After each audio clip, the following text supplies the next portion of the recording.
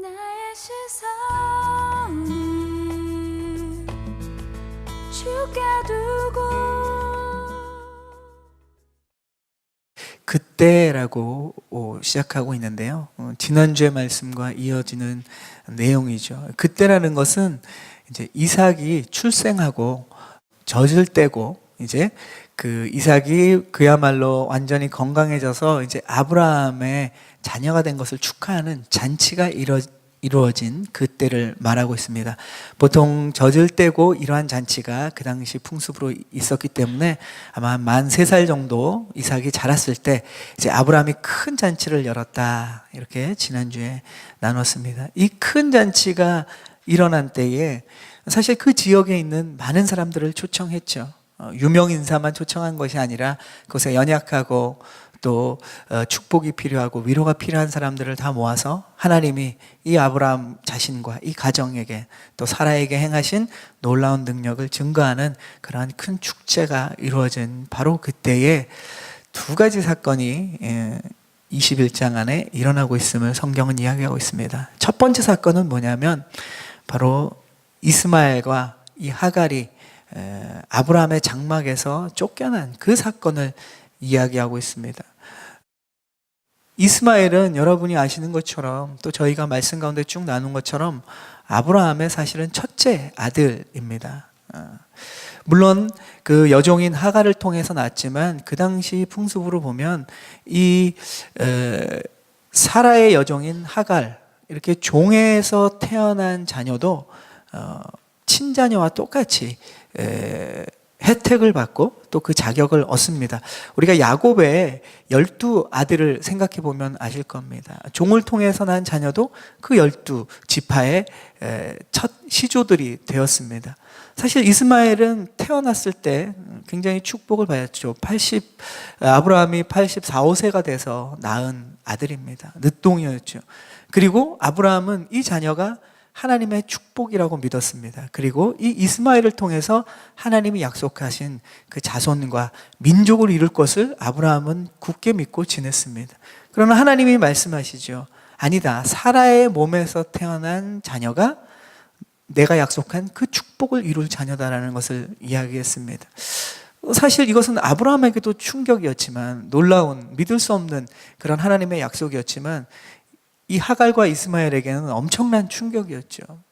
하나님이 약속하신 그 축복을 누릴 것으로 쭉 자라다가 지금 갑자기 이 이스마엘이 자신이 이제 누리고 계획하고 꿈꾸던 일이 다 숲으로 돌아가는 그러한 소식을 들은 것입니다. 이 큰 잔치가 벌어지고 모든 사람이 기뻐하고 축제 가운데 있을 때 소외된 두 사람이 있었죠.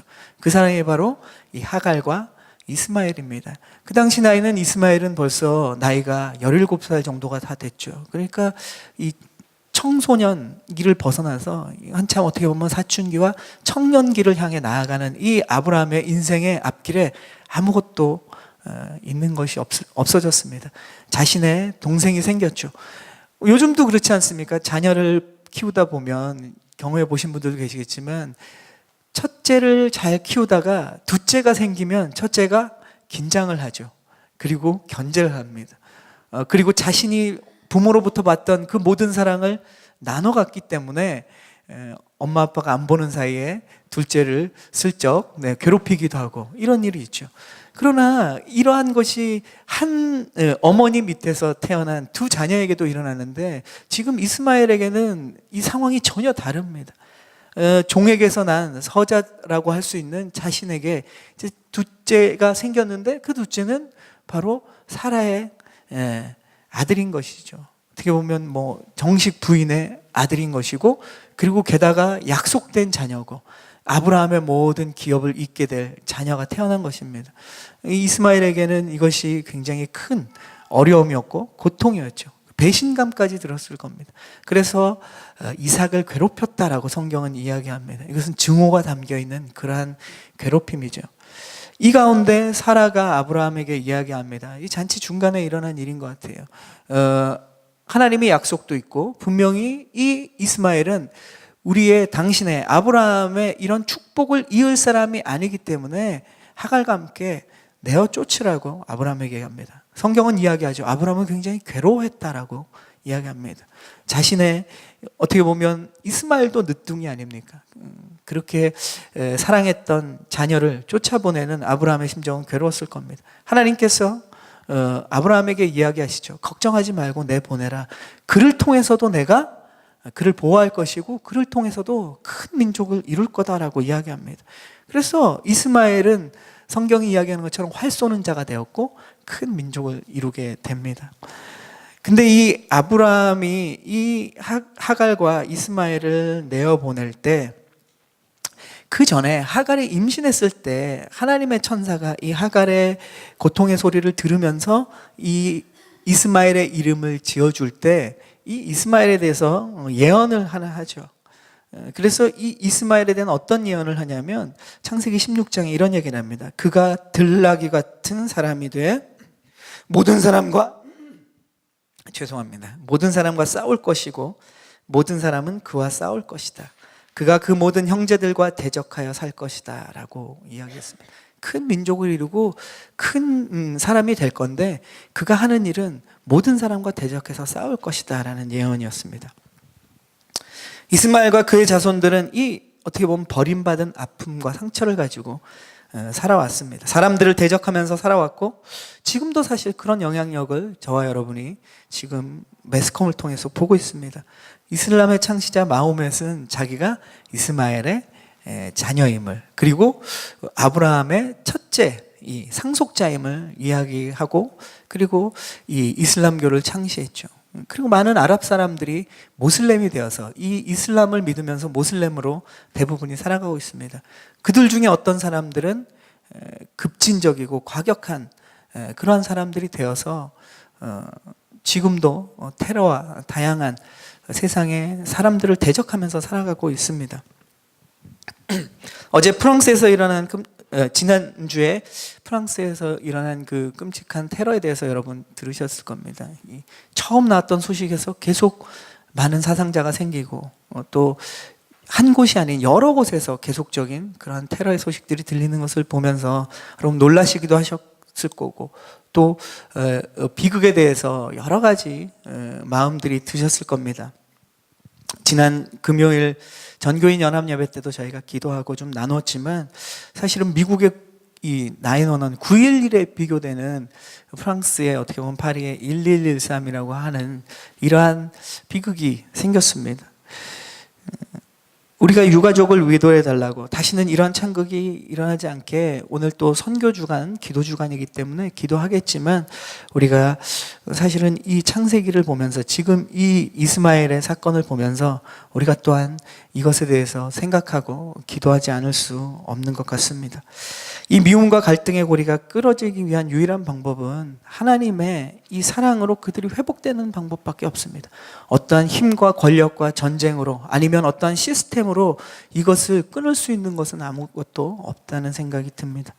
이 세상에 완전한 평화가 오지는 않지만 우리가 그 평화를 위해서 기도하는 것, 해야 되는 것처럼 이 과격한 사람들이, 이 과격한 이슬람의 급진주의자들이 주님께로 다 돌아오지는 않을 겁니다. 그러나 모슬렘을 위해서 기도하고 이러한 급진적인 사람들이 그것이 참 진리도 아니고 그들이 행하는 그 행동이 진짜 진리를 위한 어떻게 보면 성스러운 일이 전쟁이 아니라는 것을 그들이 깨달을 수 있도록 우리는 중보해야 될 책임과 또 우리가 해야 할 수 있는 우리에게 주신 하나님의 사명이라고 생각을 합니다.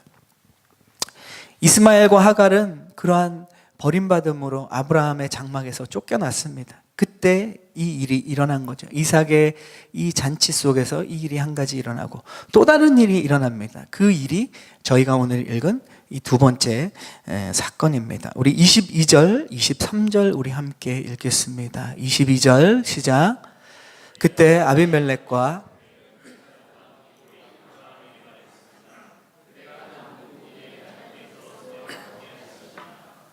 그러니 그대가 내 자손들을 속이지 않겠다고 여기 하나님 앞에서 내게 맹세하십시오. 내가 그대에게 친절을 베푼 것처럼 그대도 내게 또 그대가 이방 사람으로 살고 있는 이 땅에 호의를 베푸시기를 바랍니다. 자, 아비멜렉과 군대 사령관, 군대 장관이 지금 함께 왔습니다. 지금으로 치면 국방장관을 이 왕이 대동하고 아브라함을 찾아왔죠. 아브라함의 위치가 어느 정도인지 이제 알 수 있을 것 같습니다. 아브라함이 찾아가는 것이 아니라 왕과 이 국방장관이 아브라함에게 옵니다. 그리고 하는 내용이 뭐니까 나와 평화조약, 친선조약을 맺자라는 이야기를 하고 있죠. 사실 이 잔치 중에 이 사건이 아브라함이 그 지역의 사람들을 다 초대하면서 이 아비멜렉을 왕을 그 잔치에, 축복의 잔치에 초대했는지, 아니면 잔치가 이루어지고 있는 중간에 불쑥 이 왕이 찾아온 건지는 사실은 성경은 자세히 이야기하고 있지는 않습니다. 그러나 아브라함이 하나님 주신 그 축복 때문에 그 지역에서 그렇게 유명하고 하나님이 높여주셨기 때문에 이 아브라함이 열었던 이 큰 잔치에 대해서 왕은 분명히 알고 있었을 겁니다. 아비멜렉이 지금 아브라함에게 와서 이야기를 합니다. 하나님이 아브라함과 함께한 것을 우리 모두가 보았다라고 고백합니다. 그리고 나서 아비멜렉이 지금 화친을 제안하는데, 평화조약을 제안하는데 그 내용이 두 가지입니다. 첫 번째는 뭐냐면 예전처럼 아브라함이 자신을 속이지 말라라는 얘기를 합니다. 그리고 두 번째는 무슨 얘기냐면, 아브라함이 내가 아브라함에게 친절을 베풀었으니까 아브라함 당신도 나에게 친절을 베풀어 주십시오. 이 두 가지를 이야기하면서 평화조약을 요청하는 것이죠. 이 첫 번째 제안은 우리가 지난번에 두 주 전에 나눈 것처럼 아브라함이 이 자기의 아내인 사라를 누이로 속이고 아비멜렉에 시집을 보냈지 않습니까? 그래서 아비멜렉과 이 아비멜렉 가정과 이 모든 나라가 위태로움에 빠졌을 경험을 아비멜렉은 했습니다. 그러니까 그때 굉장히 이 아비멜렉은 자기 삶에서의 굉장히 큰 충격이었죠. 하나님이 나타나셔서 네가 그 일 때문에 죽을 것이다, 너의 이 왕가가 몰락할 것이다라는 얘기를 들었습니다. 아비멜렉은 너무 놀랐겠죠. 왕인 자기가 두려움 없이, 아쉬울 것 없이 살다가 그러한 경험을 했기 때문에 아브라함에게 와서 그 모든 것들을 다 회복시켜주고, 아내도 주고, 아내도 돌려주고, 그 다음에 나머지 모든 축복과 선물까지 보내서 아브라함에게 줬습니다. 아브라함이 그러한 하나님의 축복을 받고, 심지어는 아브라함이 그렇게 거짓되고 잘못된 일을 행했는데도 하나님이 아브라함을 불쌍히 여기시고 돕는 것들을 아비멜렉은 다 보았습니다. 그러니까 이 아브라함에게 와서 다시는 나를 속여서 우리 가정과 우리 나라를 어렵게 하지 말라라는 요청을 첫 번째 한 거죠. 두 번째는 뭡니까? 내가 너를 선대했기 때문에 당신도 나를 선대해 주십시오. 이것은 무엇입니까? 아브라함에 대해서 하나님이 말씀하셨잖아요. 그는 선지자다. 그리고 그가 또 아브라함이 실제로 아비멜렉에게 위해서 기도해 줬을 때 아비멜렉과 그 가정에 닫힌 태의 문이 열렸습니다. 그리고 축복을 받았어요. 그러니까 아브라함에 대해서 그가 축복을 자신에게 또 자신의 나라에게 줄 수 있다는 것을 분명히 아비멜렉은 알았죠. 그래서 이 두 가지 화친 조약을 이야기합니다. 사실 아비멜렉은 그 땅의 주인이고 왕입니다. 아브라함은 누구입니까? 지금 100세가 넘은 할아버지고 나그네고 이방인입니다. 이 아브라함에게 와서 화친을 맺는 것 자체도 이상하지만, 낯선 일이지만, 화친을 맺을 때 또 나를 위해서 부탁을 두 가지를 하는 것을 보면, 사실은 아비멜렉은 아브라함이 두려운 것이 아닙니다. 아브라함의 능력을 원하지 않습니다. 세상의 능력은 아비멜렉이 다 가지고 있어요. 그런데 그가 가지지 못한 것이 하나 있죠. 뭐냐면 아브라함을 붙들고 있는 그 하나님의 능력. 아비멜렉은 그것을 보았습니다. 그리고 그것은 자기가 세상의 왕이었지만 자기가 가질 수 없는 것, 아브라함이 누리고 있는 그 하나님의 안에서의 축복과 능력을 아비멜렉은 정확히 보고 경험했던 사람입니다. 그래서 지금 찾아와서 이 한낱 노인에게 이 왕이 지금 요청하고 어떻게 보면 부탁하고 있는 모습을 보여주는 것이죠. 바로 아브라함을 붙들고 계신 하나님 때문에 아비멜렉은 이러한 화친 조약을 맺고 있는 것입니다. 세상 사람들은 자신이 많은 것을, 무언가를 가지고 있어도 불안합니다. 왜냐하면 자기가 가진 것이 이 세상에 기초하고 세상에 뿌리박고 있기 때문에 그렇습니다. 세상이 흔들리면 자신이 가진 것도 다 같이 흔들립니다. 그러나 믿음의 사람은 어떻습니까? 예수님이 비유하신 것처럼 반석 위에 집을 지은 사람입니다. 우리는 세상이 흔들려도 우리의 터는 흔들리지 않습니다. 아멘? 우리의 터는 세상에 있지 않기 때문에 그렇습니다. 우리의 터는 하나님, 믿음, 예수 그리스도를 믿는 믿음과 그 말씀의 기초에서 우리의 삶이 우리가 서 있기 때문에, 우리를 붙드시는 분이 하나님이시기 때문에 우리는 세상이 흔들리는 것에 흔들리지 않습니다. 아비멜렉이 오히려 하나님의 사람 아브라함은 잊고 지낼지 몰랐어도 아비멜렉은 세상의 왕이었지만 그것을 정확히 보았습니다. 그래서 아브라함에게 찾아와서 그 요청을 하고 있는 것이죠. 여러분도 그런 경험이 있을 겁니다. 세상 사람들은 우리의 믿음에 대해서 그렇게 큰 가치를 여기지 않습니다. 그러나 그들이 세상이 흔들리고 자신의 삶에 이 폭풍우가 찾아와서 흔들릴 때 믿음의 사람인 저와 여러분에게 그런 기도 요청을 하지 않습니까? 하나님을 안 믿는데 하나님 믿는 우리에게 찾아와서 나를 위해서 기도해달라는 이야기를 합니다. 그것은 무엇입니까? 우리에게 능력이 있는 것이 아니라 우리를 붙들고 계신 하나님에 대해서 그들은 막연하나마 알고 있다는 겁니다. 그것이 하나님의 능력이고 그것이 우리를 향한, 우리는 잊고 지낼지 모르지만 세상 사람이 우리를 통해서 보고 있는 하나님이라는 것이죠. 그래서 우리가 지금 하고 있는, 저희 교회가 시작하고 있는 이 중보기도의 운동은 그들이 원하는 것이고 또 우리가 할 수 있는 것이고 우리가 해야만 하는 그러한 사역인 것입니다. 우리의 기도를 통해서 우리가 풀어지는 역사, 우리의 삶에 풀어지는 역사뿐만 아니라 세상의 그 흔들림 속에서 흔들려가는 사람들을 위해서 우리가 해줄 수 있는 것이라는 거죠. 아브라함에게 지금 아비멜렉은 그 요청을 하고 있는 것입니다. 아비멜렉이 제시한 평화 요청에 대해서 아브라함은 어떻게 반응합니까? 다 수락합니다. 그러면서 다른 한 가지를 언급하고 있습니다. 자, 25절 말씀 우리 한번 읽겠습니다. 25절 말씀 시작. 그리고 나서 아브라함은 아비멜렉의 종들이 빼앗은 우물에 대해 항의했습니다. 자, 지금 아브라함에게 이 평화 조약을 맺자고 아비멜렉이 오니까 다 들어줍니다. 그러면서 한 가지 이야기를 하는데 그 내용이 뭔가 하니까 아비멜렉의 종, 결국은 아비멜렉이 다스리는 그 나라의 사람 중에 누군가가 이 아브라함의 우물을 빼앗았다는 거죠. 근데 이 일이 지금 일어난 일이 아닙니다. 전에 일어난 일이에요. 나중에 아비멜렉이 얘기하지 않습니까? 아니, 그 일에 대해서 난 들어본 적도 없고 너도 나를 찾아와서 그 일에 대해서 얘기한 적이 없다라고 얘기합니다. 그러니까 이 아비멜렉에게 지금 아브라함이 하는 이 이야기는 사실 지금 일어난 일이 아니죠. 아브라함이 이 우물을 예전에 빼앗겼습니다. 그러나 얘기할 기회가 없었던 거죠. 왕을 찾아가는 게 쉬운 일은 아니지 않습니까? 그런데 왕이 지금 찾아와서 이 화친 조약을 맺을 때 아브라함이 그것에 대해서 맹세하고 오케이 한 다음에 한 가지 추가로 하는 이야기가 뭐냐면 당신의 종들이 나의 우물을 빼앗았다라는 이야기를 합니다. 그래서 그 우물을 되찾기 원했습니다. 아비멜렉도 그것에 대해서 수락을 했죠. 그래서 그 안에서 언약이 체결되는데 보니까 양과 소를 가져다가 아비멜렉에게 언약으로 줍니다. 사실 이것은 우물에 대한 선물이 아니에요. 이것은 아까 아비멜렉이 이야기했던 그 화친 조약에 대한 맹세와 그렇게 행하겠다는 의도로서 양과 소를 줍니다. 그리고 나서 아비멜렉이 보니까 아브라함이 또 어린 암양 7마리를 가져다 따로 떼놓는 것을 보았습니다. 아비멜렉이 궁금했겠죠. 언약을 맺을 때 이 나에게 주는 양과 소는 이해하겠는데 왜 저 7마리의 어린 이 암양을 왜 저기다 따로 떼놓을까?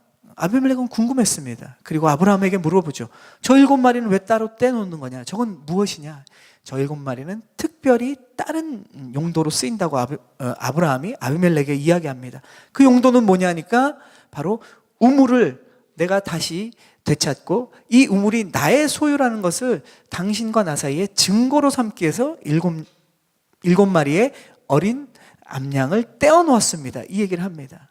분명히 이것은 바로 우물에 대한 증거로 삼겠다라는 아브라함의 이야기죠. 그래서 이 오늘 나온 이 지역, 이 약속을 하게 된 지역의 이름이 부엘세바라는 이름이 나옵니다. 부엘이라는 단어는 우물이라는 뜻입니다. 세바는 7이라는 뜻이에요. 우물이 7개 있다는 얘기가 아닙니다. 7마리의 암양에 대한 것입니다. 그리고 오늘 보면 7이라는 단어가 계속 나와요. 심지어는 아브라함과 아비멜렉이 대화하는 그들의 이름도 7번 나오게 됩니다. 이것은 7이라는 단어, 숫자가 갖고 있는 의미죠. 유대인들에게서 성경에서 말하는 7은 무엇입니까? 완전수입니다. 완전하다는 뜻이죠. 아브라함과 이 아비멜렉의 언약이 완전한 것이기도 하지만 또 하나는 무엇입니까? 이 약속이 하나님 앞에서 아브라함이 얻는 완전한 것이라는 것을 의미하는 것이죠.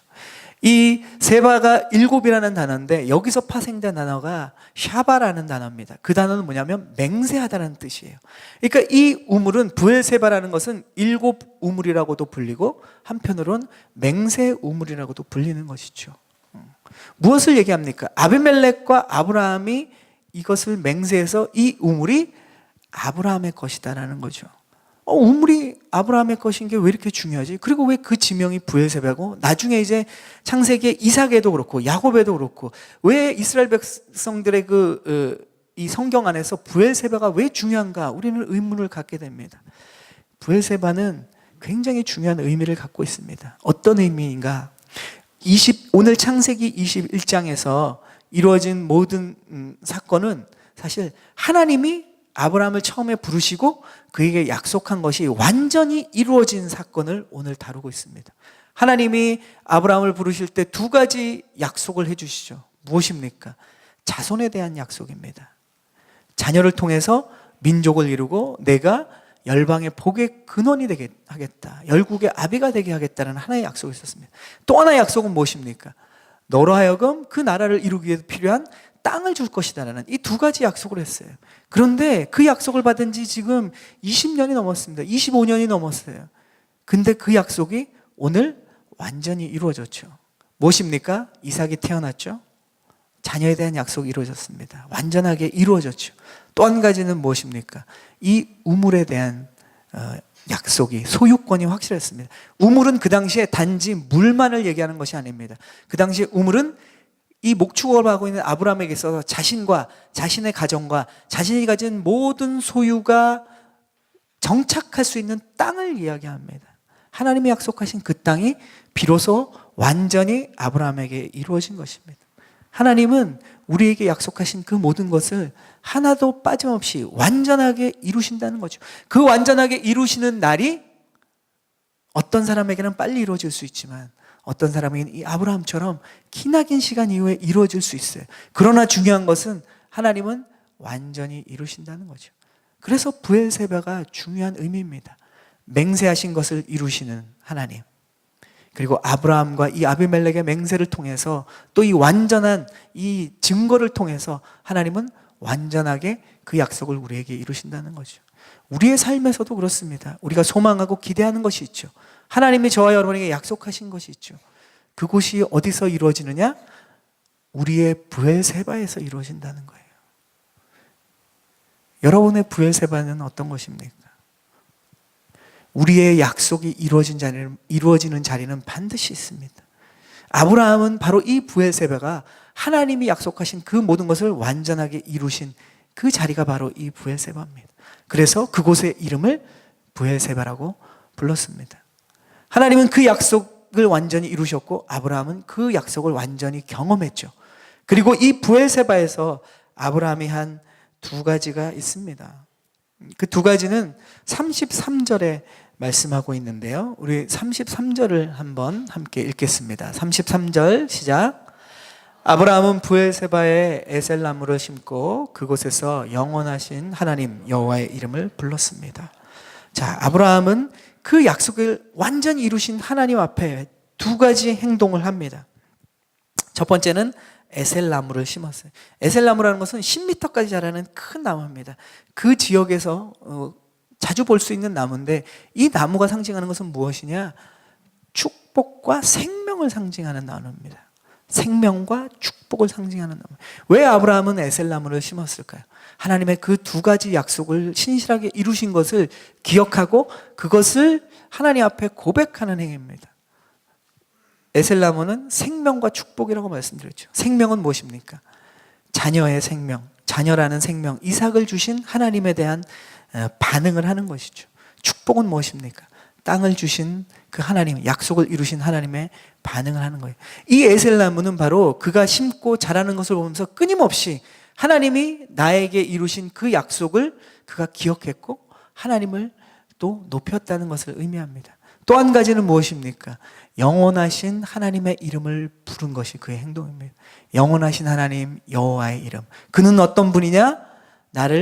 영원하신 하나님이 나를 날마다 이 모든 순간마다 붙드셨고 그 약속을 끊임없이 신실하게 지키셨다. 내가 잊을 때도 있었고 내가 잘못 믿음 없이 행동할 때도 있었고 내가 하나님의 약속을 기억하지 못하고 나아갈 때도 있었지만 하나님은 내 약속을 기억하시고 영원하신 하나님께서 나를 인도하셨다라는 것을 그는 고백하고 있습니다. 우리에게 부엘세바가 있다면 우리는 그 부엘세바를 어떻게 하나님 앞에 행동으로 나가야 되는가? 두 가지죠. 나에게 축복을 주신 하나님을 날마다 기억하는 것. 또 하나 그 하나님을 찬양하고 높이는 것. 이 두 가지가 아브라함의 모습이고 우리가 반응해야 될, 하나님을 향해 반응해야 될 모습이라는 것입니다.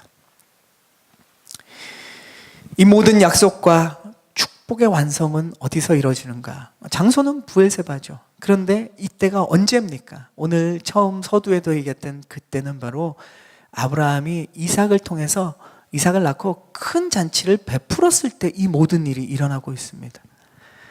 그가 하나님이 주신 이 이삭에 대해서 잔치를 베푼 것은 지난주 마지막에도 제가 말씀드렸지만 자신에게 기쁨이 돼서 축제를 벌인 것이기도 하지만 하나님이 하신 일을 나만 누리는 것이 아니라 주변 사람들에게 나누고 그것을 증거했을 때 이 일들이 일어났습니다. 만약에 여기 성경 안에서는 일어난 일이지만 만약에 아브라함이 이것을 혼자 기쁨으로 간직하고 있었다면 어떤 일이 일어났을까요? 자녀에 대한 축복은 완성됐지만 땅에 대한 축복은 완성할 기회가 사실 이때는 없었겠죠. 그가 큰 잔치를 벌였기 때문에 아비멜렉과 그가 만났고 그가 이전에 빼앗겼던 우물과 그 땅에 대한 소유를 확인할 수 있는 계기가 되었습니다. 사실 축복은 나누는 것이지만 그 축복을 나눌 때 하나님은 그 축복을 나누는 큰 잔치 속에서 아브라함에게 약속하신 그 약속을 완성한다는 거죠. 우리도 우리의 삶에서 하나님이 반응하시고 축복하실 때 그 축복에 대한 우리의 반응이 없으면 우리에게 하나님이 주시는 축복의 완성이 이루어지지 않는다는 것이죠. 아브라함은 이 큰 잔치를 통해서 하나님이 약속하신 온전한 축복의 완성을 이루었습니다. 그래서 부엘세바가 나올 수 있었던 겁니다. 아브라함이 큰 잔치를 벌이지 않았다면 완전하신 하나님의 약속, 완전하신 하나님의 축복은 이 시기에 이루어질 수 없었다는 거죠. 우리의 삶에 하나님이 우리에게 주신 것들이 있습니다. 작은 것에서부터 큰 것까지요. 그 가운데 우리는 잔치를 벌여야 되는 것입니다. 그 잔치는 나만을 위한 것이 아닙니다. 다른 사람들을 위한 것이죠.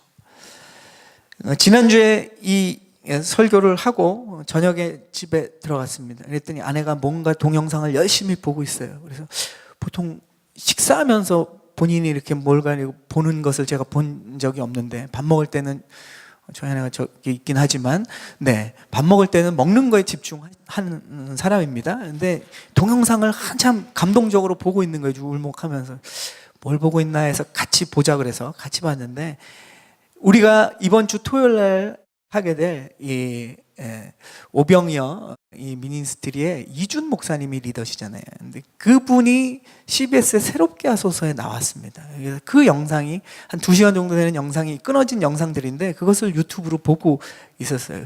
함께 봤는데 큰 감동을 받았습니다. 먼저 본인이 하고 또 본인의 교회와 하나님 신 마음으로 하고 있는 그 큰 사역이 잔치라고 설명을 하고 있는 거예요. 그래서 지난주 그날이었죠. 주일날 낮에 우리가 함께 예배 때 나눴던 그것에 대한 하나님이 확신을 주시는구나 하는 그런 생각이 들었습니다. 저희가 나눈 말씀과 딱 맞았죠. 우리 사역에 하나님이 우리가 동참할 수 있도록 그 사역에 확신을 주시는구나. 한편 기뻤는데 또 보다 보니까 굉장히 제가 반성이 많이 됐습니다. 회개하는 시간을 가졌는데 저는 사실 오병이 여사에게 지난주도 잠깐 말씀드렸지만 홈리스와 가난한 자들을 우리가 도와주자. 가진 것을 그들이 나눠줄 때 우리가 함께 가서 그들이 갖지 못한 것을 도와주는 이러한 입장에서 설명을 나눴죠. 근데 음식과 물품을 그냥 나눠주는 사역으로만 저도 생각을 하고 있었습니다. 근데 그 영상을 보면서 목사님이 이렇게 얘기하시더라고요. 우리 사역은 예수님의 잔치에 함께 식사하는 자리이기 때문에 그분들을 최고로 대접해 주는 것이지 우리가 가진 것을 그들에게 주는 이러한 사역이 아니라는 것을 이야기하고 있습니다. 높은 자리에서 낮은 자리에 주는 것이 아니라 오히려 예수님이 식탁의 그 높은 자리에 우리가 섬기는 것으로 설명하고 있었습니다. 주님의 위치까지 그들을 섬겨주는 사역. 그래서 그 사역에 힘이 있고 하나님의 놀라운 역사들이 일어나는 것 같습니다. 마음 같아서는 사실 2시간짜리 그 새롭게 소설을 함께 보고 싶지만 여러분 꼭 가셔서 영상을 보시기 바랍니다. 이 1시간 50분 정도, 45분 정도 되는 분량인데 그것을 다 볼 수가 없어서 그러나 너무 의미 있는 것이고 우리가 지속적으로 도울 수 있는 부분 또 기도할 수 있는 해야 되는 부분이기 때문에 시간 좀 짧게 3분 이내로 영상을 좀 이렇게 편집했습니다. 일단은 지금 한번 우리가 영상을 함께 보겠습니다.